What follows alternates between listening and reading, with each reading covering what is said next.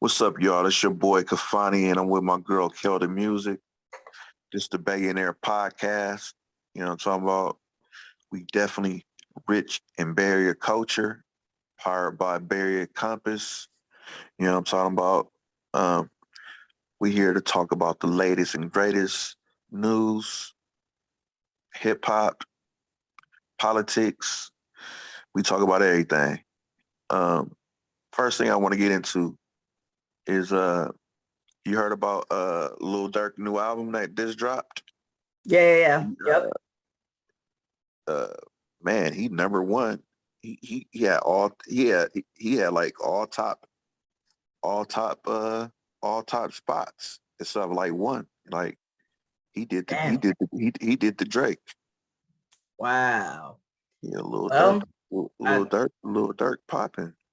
nah, and he got hella features with hella niggas. Because I'd be listening to Sirius Radio, and I'm like, damn, like every time I change the channel, like it's Lil Durk. What's one of his songs? Aha. Um, I'm pissed. I think something like that. And then obviously, Uh, track that he got with King Von and I think it's Travis Scott. But he's yeah, the album is called 7220. That's the name of the album. 7220. Yeah, he got Future on there, Gunna, Summer Walker, Okay. Morgan Wallen. I think the big record is I think that the Broadway girls. But Mm-hmm. he got a few dope tracks. But I mean, he did a lot on on his own though. Really, Yeah, actually, no, he's been working hard. yeah. But it was crazy. Like it was crazy when I was just seeing that. But that Broadway song on the album, and Aha, that one you Mm-hmm. said, yeah, Aha, whatever. They're Mm-hmm. going crazy. He got Yeah. 63 million streams on Spotify on the Broadway record already. Wow. And when did it release? It just came out. Damn. Yeah. He is. We ain't gonna play. I ain't gonna play no snippets of it. It came out March 18th. I ain't gonna play no snippets of it because we ain't trying to monetize and give a little dirt no more money. You know what I'm talking about? You can't play. You play a little snippet, then they will come snatch your profits, your increments. Speaking of increments, uh, Wack 100, that's my boy. Always shout out Wack 100, man. He a bit controversy, but he helped get my masters back. So he Wow. helped me get my masters back to my album from E1. Um, but yeah, going into that, it's crazy to me like uh, Sorry. Go ahead. Blueface and Crip Mack was supposed to fight. They was supposed to have a fight or whatever. They was training, and Crip Mack went to jail for a gun. And so Wack 100 posted like, did anybody know his government name or whatever? Because he was finna go bail him out. So um, I guess when Crip Mack went to go, I mean when Wack got the information, he sent his bail bonds to go bail him out to try to bail him out or whatever. And Crip Mack on parole, so he had a parole hold. But like it was like, man, he he was they just went off on Wack 100 tripping, like he gave out his information on the internet. Now people got his name and all this and that, but it's like Crip Mack, bro. When you go to jail, bro, all your information is public record anyway. If somebody want to Right. deal with it, like, you know what I'm saying? So I think that was kind of I think that was kind of weak on. I think that was kind of weak because honestly, how could you get mad at somebody if they actually trying to help bail you out? Like he like, dude, like I'm gonna bail you out, and you know what I'm saying? Damn. And I just don't understand. Like, you know what I mean? That shit didn't make no sense to me. Like that shit didn't make no sense. And then it was like, You got the little Mexican chip, Lupe. She's starting to blow up. But Crip Mack just go crazy. Crip Mack is just crazy. He's a character. But his manager ODM Slim was just going in on Wack. They just talking shit. It's got a like hella shit going on. Like they got all type of shit fault. It's just going crazy. Like they going back and forth with Charleston White. We all know who Charleston White is. And then we got Milk 74. Now Milk 74 is the only white Hoover. Hoover basically, to break it down, Hoover is basically used to be Crips, but then they became anybody killers, meaning they was against everybody, and they took on the orange rag. Mm-hmm. So I'm gonna break it down to some people like me in the Bay who don't know the politics, because I actually did 9 months in Los Angeles County jail in 2002 to like 2003. Did like 9 months up in there. So like you have the Bloods, which got the red rag. Then you also got Pyrus. Pyrus, they rock green, but they're like Bloods, but they call themselves Pyru, and they rock the green rag. Then you got Crips, obviously rock red rag. I'm sorry, Crips obviously rock, have the blue rag, and then you have Hoovers, and they rap, they have orange. So that's why you see on the top, Crip Mack got that Hoover killer on the top of his head. So it's pretty much like supposed to be on site with any Hoover. You know what I'm saying? Like when he went to jail, he said he was taking phase with people right then and there. But like the gang culture, you gotta kind of like really just like know it. Like I kind of learned it, like because it's kind of crazy. Like you wouldn't get it. Like you got the even with the Crips, within the Crips, you got like the neighborhood car. Then you got the gangsters. It's just different, you know. You know what I'm saying? You might have a tiny C Mac, a little C Mac, big C Mac, infant C Mac. They go all the way down to an infant. Wow. They got infant, then they got baby. I'm like, that shit crazy. But yeah, it's just kind of interesting though how I just thought it was crazy that that Crip Mack team was mad at Wack100 for trying to bail him out. I mean, at the end of the day, like your name go be in the media. I mean, like if you Google my name, you know what I'm saying, and whatever I got going on that I'm not gonna talk about, but you know, they Google my name, they bring up, they'll show you, you know, let you know my government name or alias names and whatever, you know what I'm saying? So, you know, when you enter this entertainment, you open to everything. So I really don't understand why they was mad about dude trying to get him out. I mean, he looking at the business part of it like we supposed to have a fight.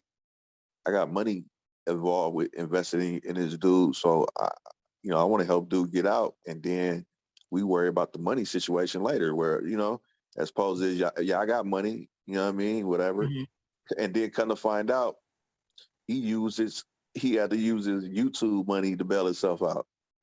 That was funny to me. Wow. Damn. So it was like shit. It's like you talking. I mean, shit. I'm like, okay, you got your YouTube money, get some money, but at the same time, shit, you really don't got that much money. If you had to go get your YouTube money, that means you didn't have no real money. That means Crip Mack didn't have no real money.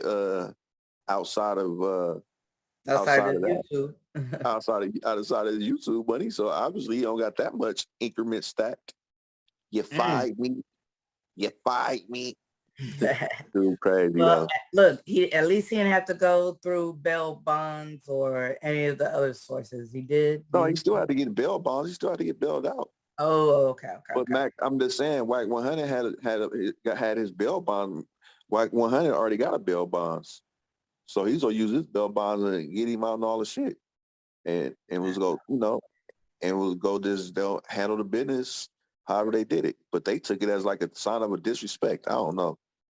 some people was idiots to me, and I would have to say that beef that Crip Mack and ODM Slam got with Wack is retarded. Just how retarded Crip Mack is. That dude is really special. He's a real special character. That boy like Alcika the Grouch. It's like Sesame Street when it comes to them.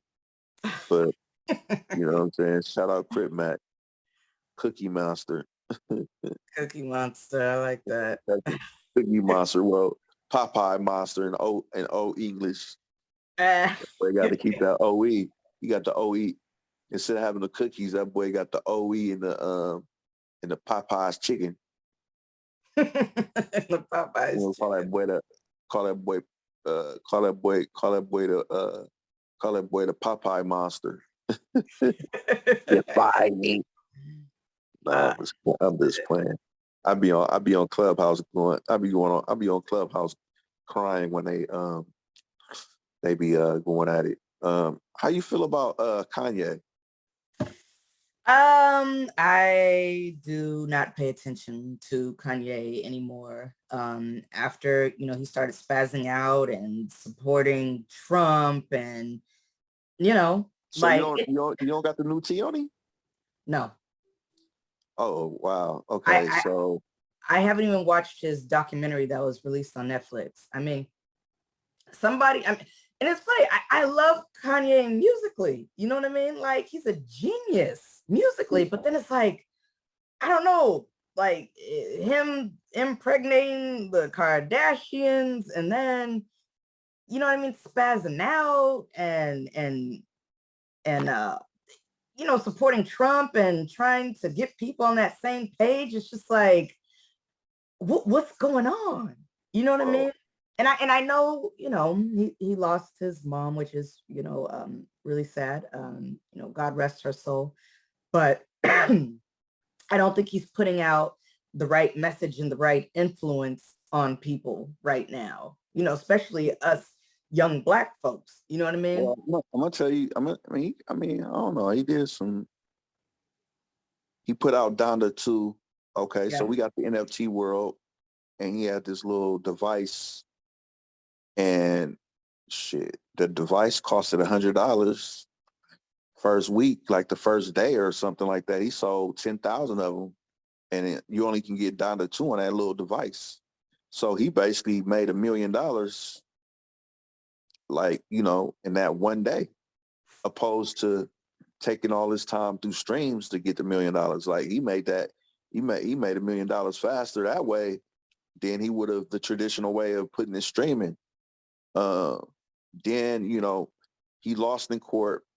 Kim K, she filed to be legally single.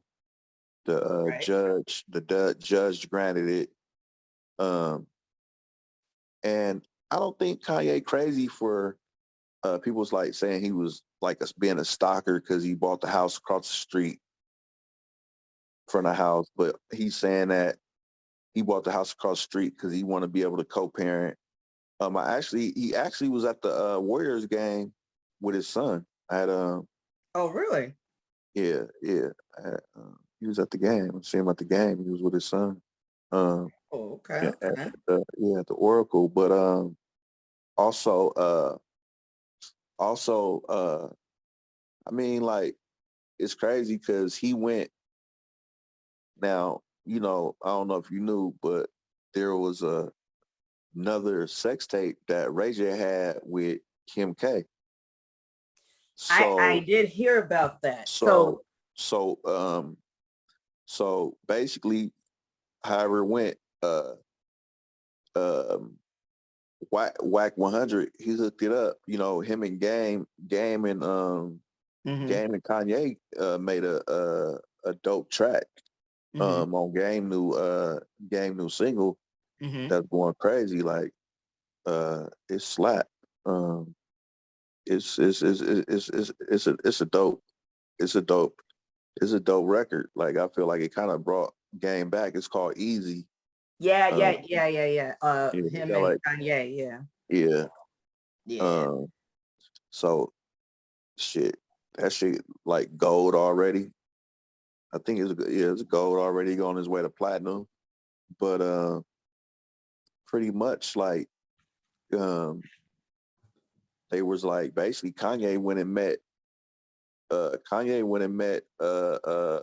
supposedly met Ray J himself, flew out and met him and got the laptop, and then he took it to Kim K and gave it to her. Whoa. So is that how it got exposed or what? No, it never got exposed. Nobody's seen it. Okay. So it's just a rumor so No, far. it's not a rumor. He actually went and got the laptop that contained the sex tape, and he gave it back to Kim K. Damn. Yeah. But I Wow. think she kind of, made a flack about it, like, basically trying to, I don't know, maybe throwing in her face. I don't know what it was. I don't know what he was doing, his reason for doing it, but he went and got that. But yeah. It sounds like in a way that he's trying to protect her a little bit because that still is the mother of his kids. Yeah. And you know what I mean? And But it's crazy. Just the way you get him is how you lose him. Because guess what? She was married to the basketball player, and he was refusing to get divorced and all that.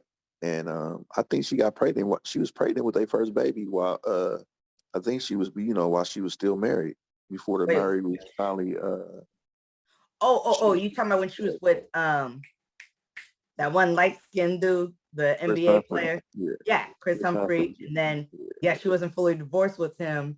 Yeah, she got that. Then She got with Kanye. Kanye. Yeah. So it's like the same thing now. Like she's not fully divorced from Kanye, but messing with this other dude. Kim, come on, Kim. Hey, I'm gonna keep it real with you. Like, I couldn't sit there and sit up. I would have to block the E channel, even though we probably on there filming, but I would not be wanting to watch the E channel, the reruns, and just sit there and see all the damn dudes that has sex with my girl. Like, it's like you actually get to see, like, damn, that's the dude that he hit it, and then he hit it, and he hit it. Like this. No, it's funny you mentioned that. God damn it. I saw it on a blog the other day. Was it Lil Durk or damn it. It was somebody, but the podcast, whatever, they were like, yeah, do you know how many bodies your girl got? And homeboy was like, and like some niggas don't care anymore because they're just like, I'm with you now. But like you said, that is a good point. Like I would have to block the E channel because I'm not about to watch how many dudes you were with before me.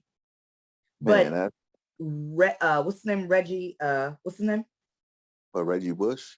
Yeah, he was never on the show, right? Or was he? Nah, he went on the show. They in a public eye. She in a public eye, so everybody she dated anyway. She got a gang of bodies on her.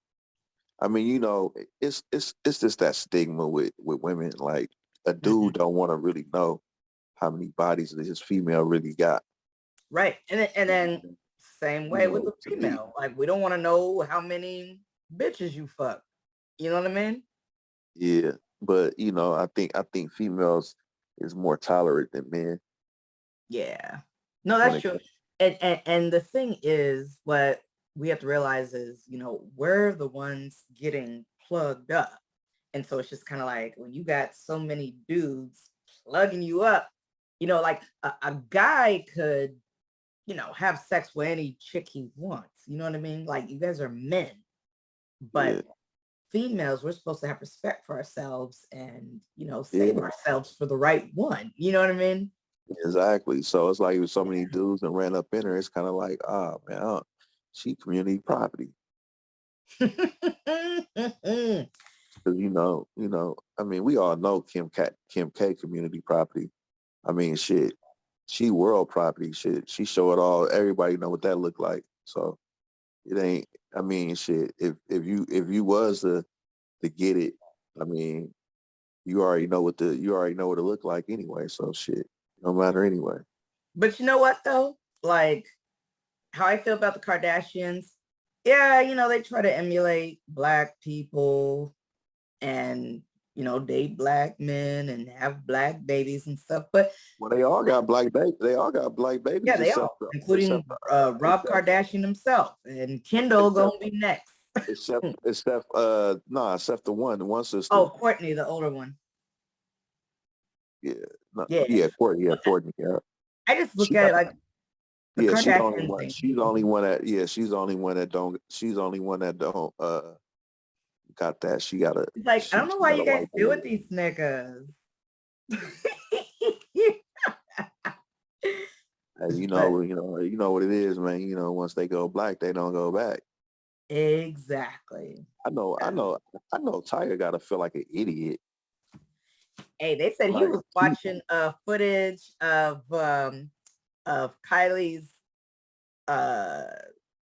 son or daughter that she had with Travis Scott. They said he was like binge watching videos of the child or whatever, and people were saying it's because they think, hey, that was supposed to be his child. No, that's what I'm saying. I'm like, bruh, you was sitting up there being like, looking like a Chester. You 25 with a 17-year-old. You feel me? You like 7 years older than her. We all know that you was fucking her. So you was risking taking a fucking case. You was risking a case being up around this girl. And then as soon as she turned 18, she just fly out you let her fly away and get away from you. And she a fucking billionaire. Yeah. And you let Travis Scott, he came and just snatched her up and got 2 kids with her. Well, look, he Tiger music career ain't doing nothing. Travis Scott got a crazy music career. Like, but he's in a little bit of trouble though because of Astroworld, right? Well, yeah, but I don't think that was his fault. But look, Kanye will help him with that. Yeah, she's a billionaire, so what I mean, he got billionaires. So when he can fall off as a rapper. You know what I'm talking about? But at the way how they work though, once he fall off, she gonna go find somebody else too. She gonna be just like her sisters. They tend to. Well, look at Chloe, right? Yeah, she got Tristan, but Tristan ain't popping. He was only popping. He was only popping for maybe what? Oh, because he played on the Cleveland Cavaliers that little 4-year run with LeBron when they was going to the championship every year. And so, like, I think it was like the second season. It was right after it was the third season after they won the championship. He was able to get $84 million. And then right after he got that 84, all of a sudden he was dating Chloe. Because at first she was messing with Harden. Right. And then she hopped to him once he had that 84. And then he had a baby with her. But now they going back and forth because he cheated on her or whatever. But he had nobody now. Like, as far as basketball, he played for Sacramento. He played for the Sacramento Kings. Shit, he out this way. So he ain't getting no TV time no more. None of that. But aren't they back together? Aren't they expecting another baby together? Nah, that's you mix. That's Kylie. That's expecting. That's having a second one. That's with Travis Scott. She is too, but no, Chloe, I heard about her getting back with Tristan and possibly expecting another baby. I don't know, maybe I'm wrong, but I heard that they got back together. They got back they getting back together, but she ain't pregnant, nah. It's Kylie, it's Kylie that's pregnant. Damn. Yeah,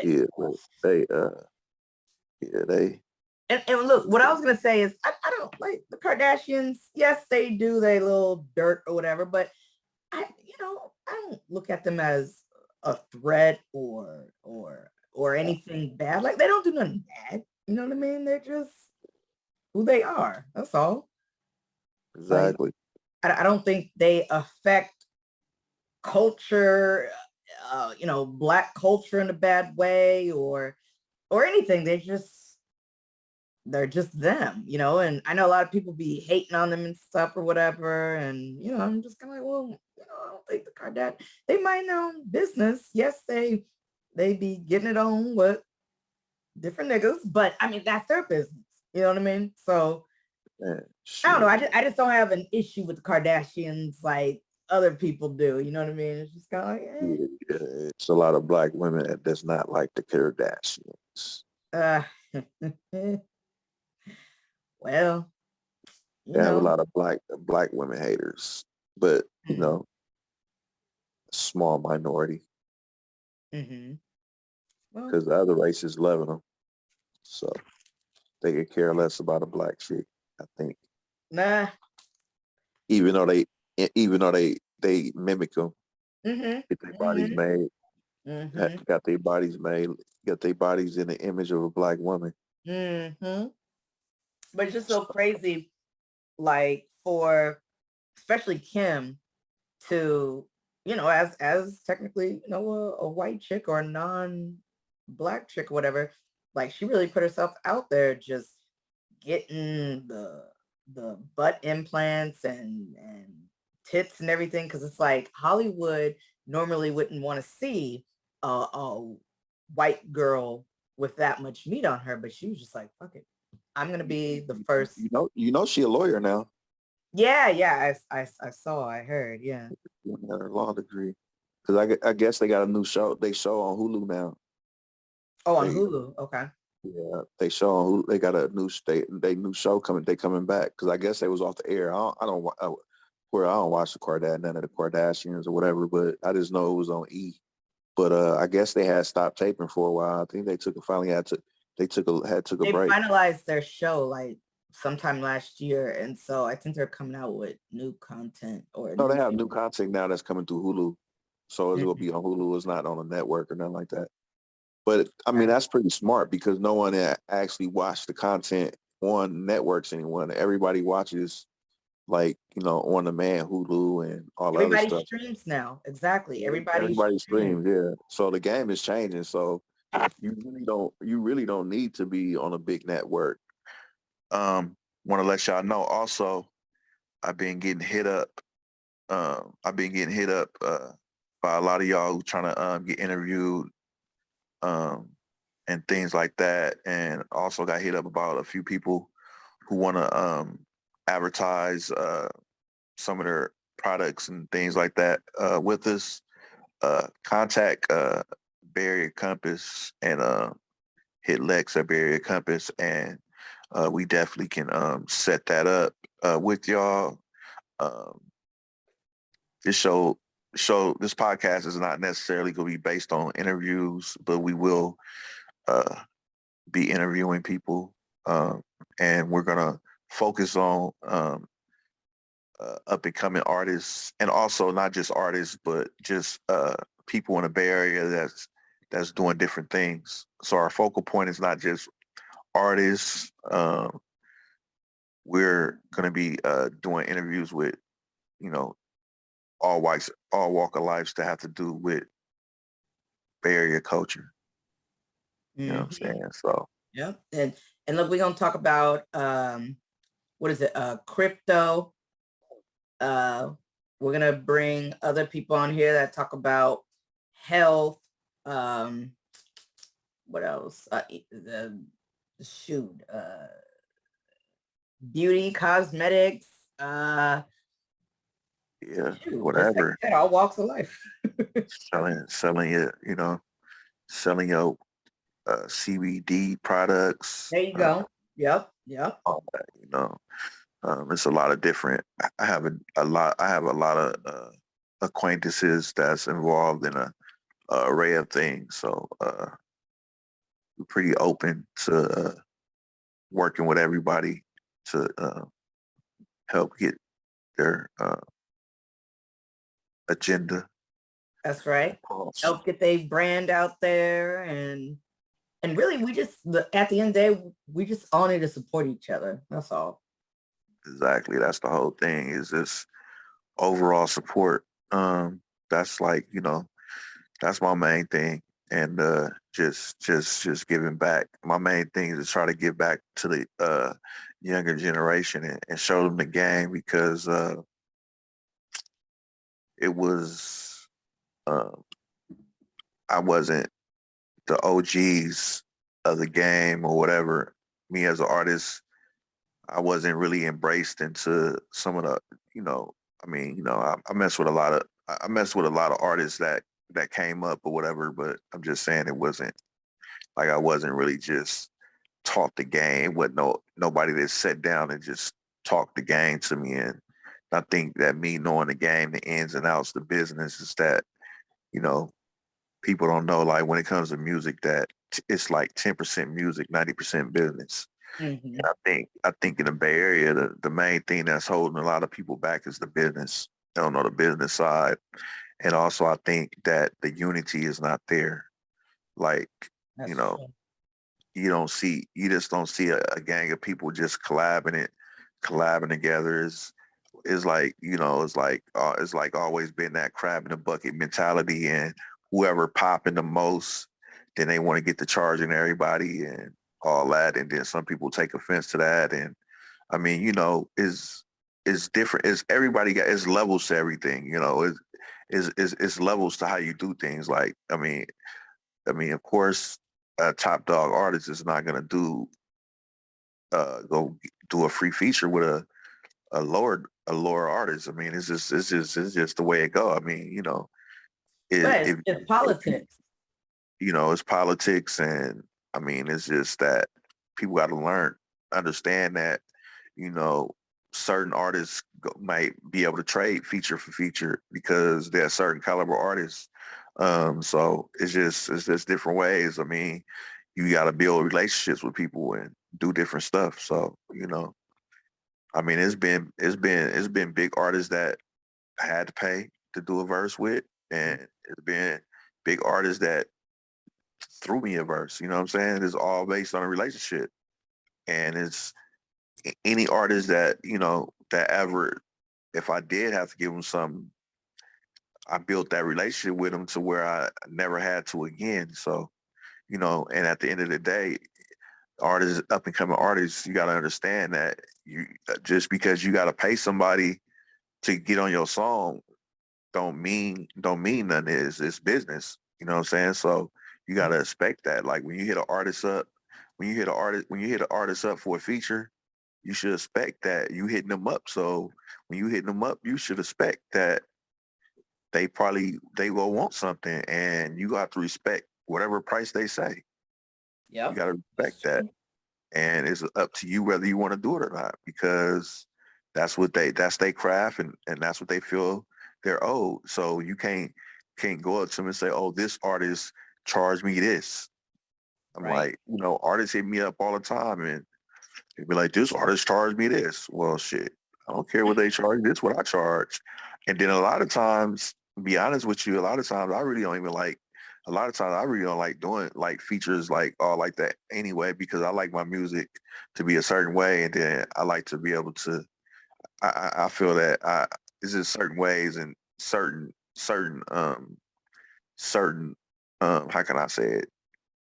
It's certain type of music that that I know I do that's best. And sometimes if the artist don't if it don't mesh, then I probably wouldn't want to do it. So I might throw a high price out there because I just don't want to do it. You know what I'm saying? But at the same time, I'm kind of changing my ways. So I'm working with younger artists. Like I got a EP coming out with with Dre West Oakland, and like our styles are totally different, but the way that the music, the sound is meshing together. So you know what I'm saying? So, I open my eyes up to be able to working with, you know, different artists that sound that's not necessarily you would see that combination together.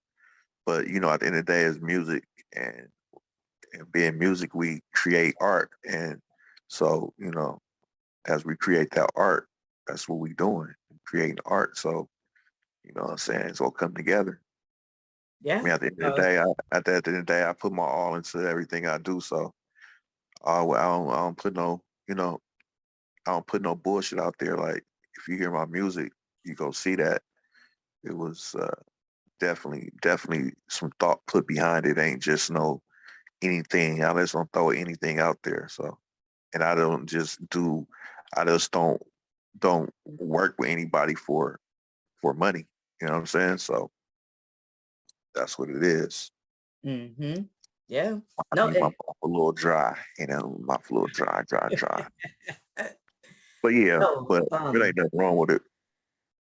no. So I'm glad, you mentioned that, because like back in the day, for me, when the hyphy movement was popping, it was like everything was in sections. You know what I mean?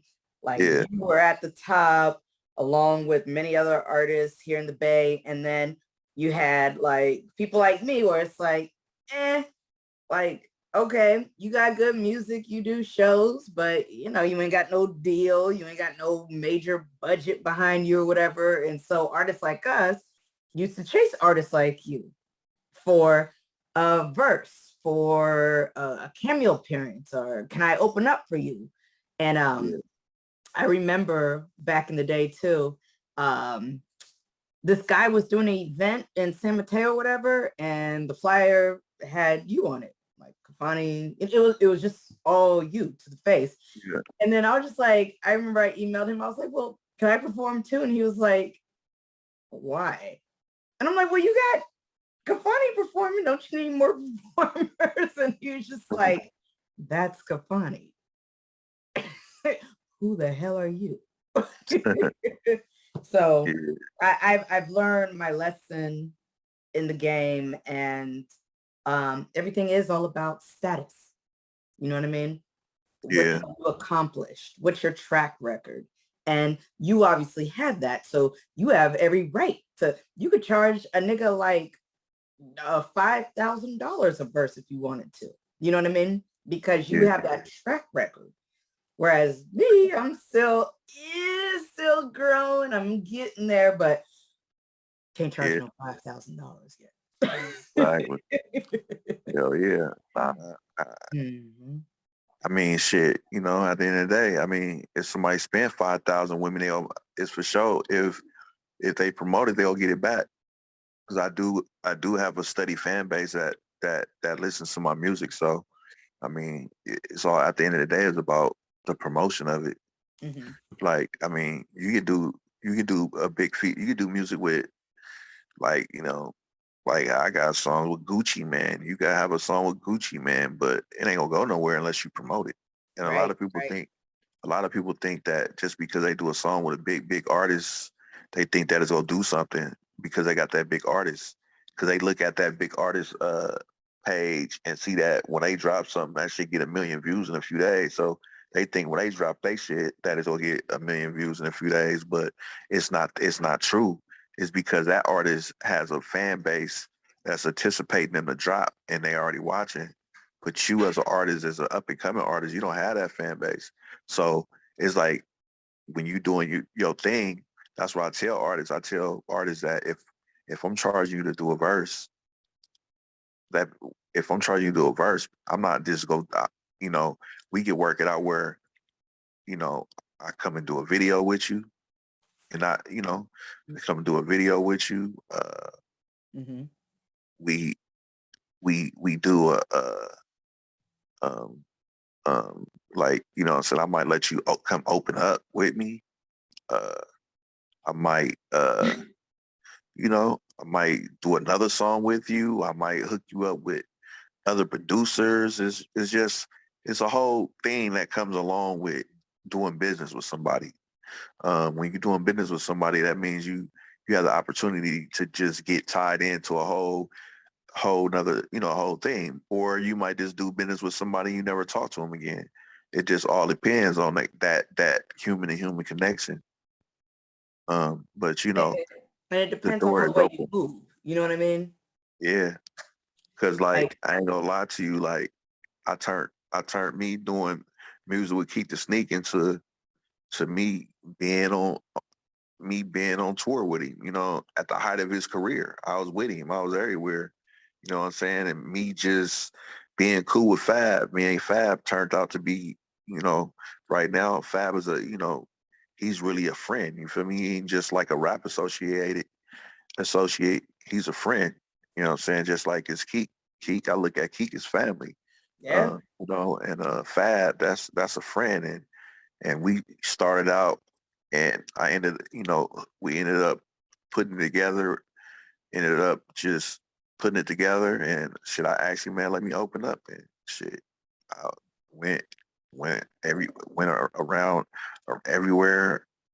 Everywhere he went, we was we opened up for him. You know what I'm saying? We went all over the place during the hyphy movement. So I had my network game on, and I was working. You know what I'm saying? So Mhm. that's how I was able to build myself as an up and coming artist. Is that I got in contact with, I worked with other artists that was bigger than me, that had a bigger platform, and then I I got on a platform and just doing shows. And I could tell artists the biggest thing to do in order to build a fan base Mhm. is touring and doing shows.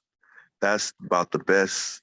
That's the best thing you could do besides radio, uh, having your have it on TV, Right. video on TV, Videos all that. The and best the it's best funny. promotion, the best promotion. And before I said that, this the best promotion is getting out, getting on the road, and performing in front of people, because those people are actually going to be a real fan because they got to see you physically. And it's different ways to make money. You can sell your merchandise. You know what I'm saying? They go see you, so they go buy your shirt. So I mean, you can go and do a show in front of 10 people and make make $100 off that. You know what I'm talking about? And grab 10 loyal fans. Let's go listen to everything you did. You know what I mean? Yeah. No, you're right. So it was funny. I was talking to a mentor of mine, and I was letting him know. I was like, yeah, nobody don't really know him like that yet, whatever. And he was just like, well, did you know when Travis Scott started performing or whatever, he only had 30 people at his show. And then he mentioned some other artists as well. But point being is, we all got to start somewhere. And even if you only have 5 people at your show, give your best to those 5 people that came to see you. I'm gonna tell you what I had did. My very first show that we did as the Babyface Assassins. It's a wild story. I'll tell you how it happened. Um, we was at I had the place was in San Jose. It was called Palermo's. Mhm. It was a Thursday night, and this is like right before Mac Dre maybe died. He probably died maybe like a week later. Mhm. Mac Dre was there. I think Yuck Mouth was there. Um, I think Jack had a performance, and if I remember, I think I think like Dre was gonna get on stage to get out, and then like I could think the promoter if I remember correctly, like the promoter didn't let Dre perform. Why? Um, I don't know. He was talking about time or whatever, but Dre was in the back. I remember it. I'll never forget. He had a Burberry fit on, and he was in the back chilling. And I don't know. They was like trying to get Dre to perform, but the promoter was like, "Nah, he can't, or whatever." But long story short, uh, I think Jack then performed or whatever, and then I just had seen that venue, and I seen it was a Thursday night. I seen it was kind of cracking or whatever. So we ended up getting the information from the dude, and shit, we was like, fuck it, we'll throw our own show. So we printed up like 10,000 flyers. Mm-hmm. Um, and I think we had like a month to promote it. And and so we did Dope Gang. That's when Dope Gang was Hustler, Rest in Peace Jack. Rest Uh, in peace. it was BA, Rest in Peace Pretty Black, and and Keek Keek ended up flaking and didn't show up. But everybody else came or whatever. Uh, Keek made up. He made up for not, coming or whatever. He ended up doing like a song with us or whatever. He ended up doing a song with us for free or whatever. He ended up basically like it was, that's how we first built our relationship. That was the first thing. This is before we had a song with Keek. We did the show and we had gave him like a $500 deposit. We had to give him $1,000 to do the show.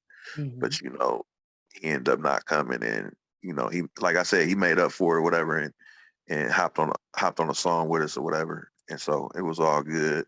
But shit. So we did the show, and like I think I took my shirt off, jumped in the crowd, like we we promoted this party like crazy, and then like we basically we shit every girl that I knew or messed with at the time, I had them all there. You know what I'm saying? Like that's what I'm talking about. This was the straight grinding days. Had every chick I knew, each one of our partners, every chick they knew, we had them all come out. You know what I'm saying? And it turned out good. Like our first show, we packed it out. The Dope Gang, they rocked, did their thing. We came out and rocked and what had city our whole was little it clique. Huh? What city was it in? It was in San Jose. It was a club called. Oh, that's right. You said San Jose. It was called Palermo's or something. That shit only lasted. My hometown. Yeah. Yeah, it was a club. It was a club that was open. I don't know how long it was open before we went, but it probably lasted around. I don't know.